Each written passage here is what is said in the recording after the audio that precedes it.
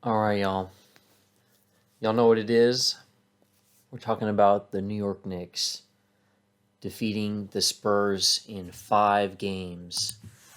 Um, I know it's sort of a late video, but it was a really, really good series. Even though, yes, it was only 5 games. Uh, the Spurs were really, really, really hanging in there. They just did not have enough gas in the tank.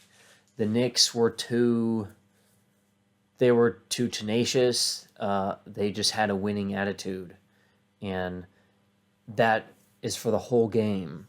I mean, consistency is key. I think that's true with any sport, and if you want to get philosophical with it, stuff in your life too. If you're just consistent, that is what leads you to be. That's what separates you from like being good to being great. So yeah, it was five games. Um, yeah, with the Knicks getting two, the Spurs getting game 3, and then game 4 with the historic comeback. With the Knicks down 29 and then winning by 1 point.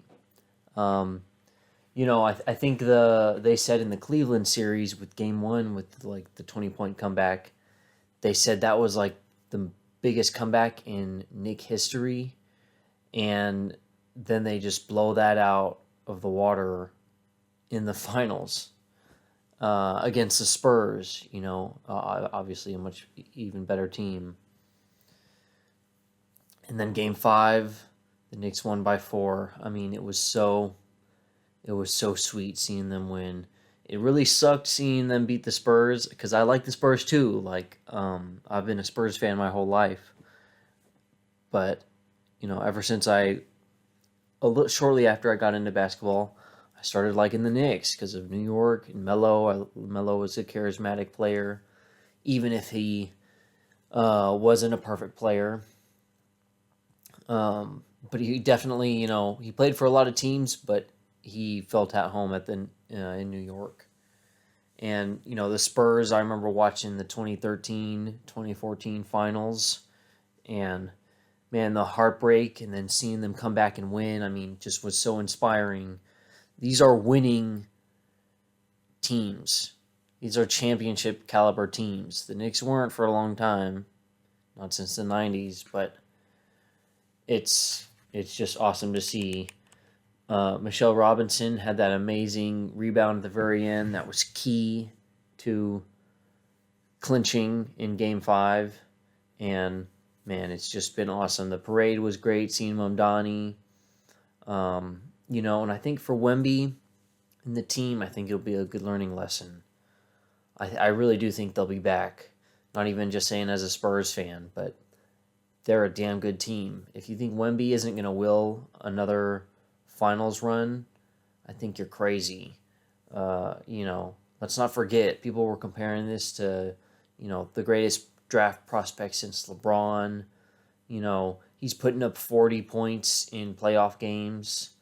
Um, uh, this is going to fuel him. I mean, he's only going to get better. Um, Same for the Knicks too. I think the Pacers might be back next year, which the Pacers are the Knicks' kryptonite, as everyone knows. So we'll see how things shake up. And then Giannis just got traded to Miami. That is crazy. I don't think anything is going to amount to that. Boston will be back. I don't know if it's wide open, but I think the Knicks are definitely in the top 2 or 3 at the very end of next year, at the least. Same for the Spurs, of course. Um, yeah, the West will be that'll be a lot for the Spurs to handle if Anthony Edwards and the Timberwolves are healthy. Next year should be really interesting. I think the NBA is not perfect. The reffing is definitely iffy sometimes, and Adam Silver is kind of a bitch, honestly. Um, I think they are doing some things right. And the Knicks winning, like a lot of people say, is good for the NBA. It's the Big Apple, big playoff drought. I mean, they're so likable. Mike Brown did an amazing job. I mean, everyone contributed. Landry Shamet had 15 points in, I think, one of the games in Cleveland. It was such a good deal having Mike Brown come in. And, I'll be completely honest, I was totally very skeptical during the regular season. I guess in hindsight, they were trying a lot of different things. And, they don't care if they lose a game against, the fucking Jazz on Monday. But I just was not really convinced. I don't know if it's Mike Brown waited till the last second to start using Cat as like a hub and working through him more because he's a good passer too. He can pass, as we saw. He can still contribute even if he's not scoring, as long as he's not fouling out. Brunson, I mean, 45 points in a closeout finals game. Only Michael and then I think one other player that got a little above that have done. It was historic, and I think they'll be a force next year. Especially because I mean they're gonna only gel more.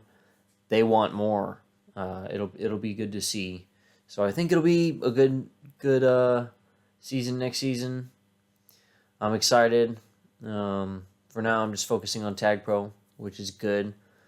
Um, yeah, so among other reasons, I'll have a lot more free time on my hands for uh, chasing a Nooper ball instead of an NBA Finals.